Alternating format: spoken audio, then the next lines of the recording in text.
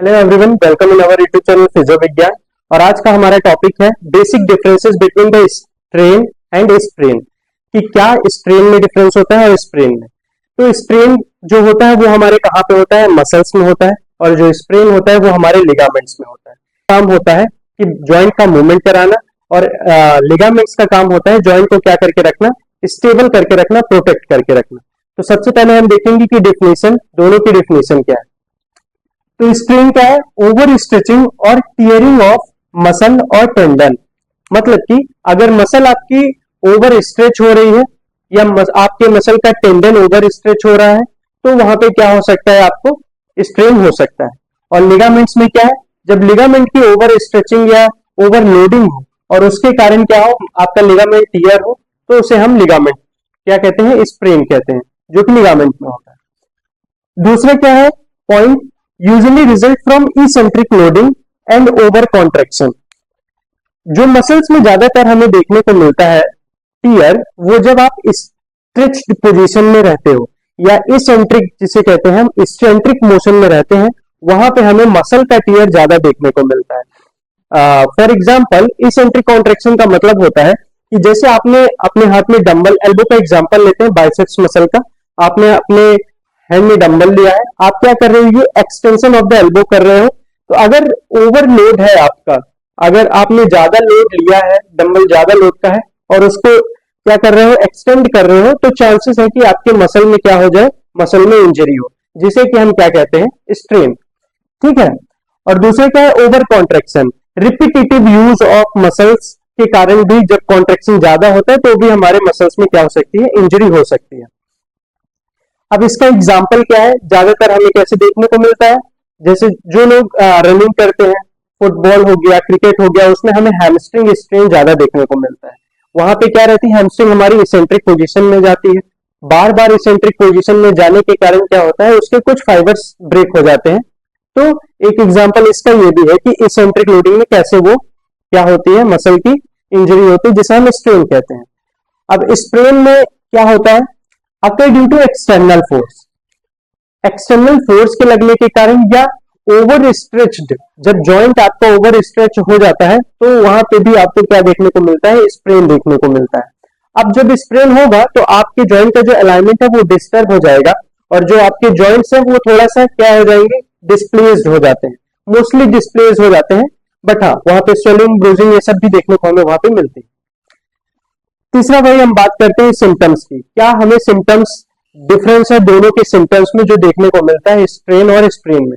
Strain में generally हमें क्या रहता है, मसल स्पास, मसल वीकनेस और स्वेलिंग देखने को मिलती है।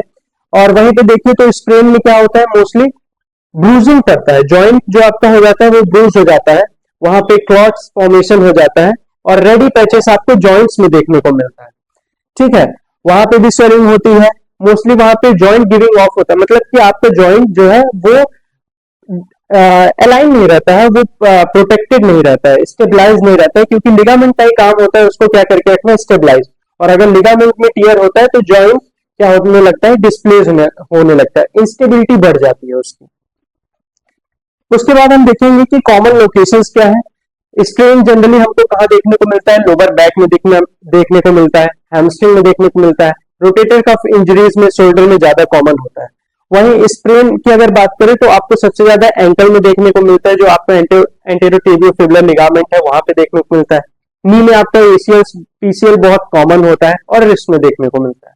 टाइम, हीलिंग टाइम क्या होता है, आपका अगर मसल इंजरी है, स्ट्रेन है, तो वो विद इन 2 वीक्स हील होने लगता है, हील हो जाता है। बट अगर वही बात करें स्प्रेन की तो उसका हीलिंग टाइम काफी ज्यादा है, 4 to 6 वीक्स लगता है आपको किसके, स्प्रेन के हील होने में। और कैसे असेस कर सकते हो कि आपको स्ट्रेन हुआ है या स्प्रेन हुआ है, तो अगर आप स्ट्रेन को देखना चाह रहे हो तो क्या कराओगे, आप रजिस्टेड आप चेक कर सकते हो उसको, कि अगर आपके बाइसेप्स में टीयर हुआ है तो आप क्या कराओगे, उसका जॉइंट का मूवमेंट कराओगे, ये मूवमेंट कराओगे, रेजिस्टेंस दोगे, और अगर उसको पेन होता है तो आपका डायग्नोसिस बनना चाहिए, उधर जाना चाहिए कि स्ट्रेन है। और अगर स्प्रेन में देखें तो स्प्रेन में आप क्या कराओगे, उसमें जॉइंट की लैक्सिटी बढ़ जाती है, तो आप जॉइंट को डिस्प्लेस करके देखोगे, अगर ज्यादा लैक्स हो रहा है तो आप कह सकते हो कि हाँ वहां पे क्या है, स्प्रेन है। कहीं भी जॉइंट में प्रॉब्लम आई है, अगर जॉइंट में आपको पेन हो रहा है और वहां पे ब्रूजिंग है, तो आप और इंस्टेबिलिटी है, तो आप ये कह सकते हो कि हाँ, मतलब आपका डायग्नोसिस उधर ज्यादा जाएगा।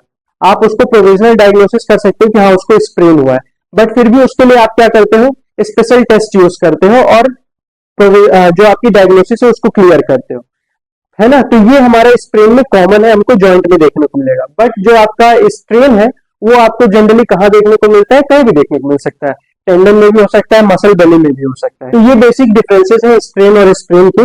अब इसके बाद जो मैनेजमेंट प्रोटोकॉल होता है, एक्यूट सेम होता है दोनों का ही, और जो हमारा लेटर स्टेज जो रिहेबिलिटेशन होता है मसल और लिगामेंट का, वो दोनों का अलग होता है। तो एक्यूट में हम पुलिस प्रोटोकॉल, प्राइस प्रोटोकॉल, ये सारी चीज यूज कर सकते हैं, जिसमें कि हमें क्या करना रहता है, जॉइंट को या मसल्स को जिस जगह पे है उसको प्रोटेक्ट करके रखना, उसमें ऑप्टिमल लोडिंग देते रहना जिससे कि वो डिफ्यूज ना हो, मसल एट्रोफी में ना जाए। आप आइस, अब यहाँ पे आइस यूज करते हैं, तो आइस की जगह आप लूज हेंटिंग रिएक्शन यूज कर सकते हो, जिसमें कि आप वेसोडाइलेशन वेसोकंस्ट्रिक्शन दोनों का यूज करो, आप आइस और हॉट दोनों यूज करो, उसको कंप्रेशन दो, कंप्रेशन और क्या कराओ, एलिवेशन कराओ, जिससे कंप्रेशन एलिवेशन से क्या होगा, जो भी वहां पे एडिमा या स्वेलिंग है वो क्या होगी, डिक्रीज होगी।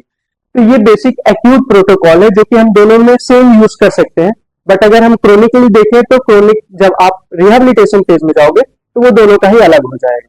तो ये बेसिक डिफरेंसेस है स्ट्रेन और स्ट्रेन में। अगर किसी को कोई इसमें डाउट हो तो आप कमेंट सेक्शन पे कमेंट कर सकते हैं। Thank you.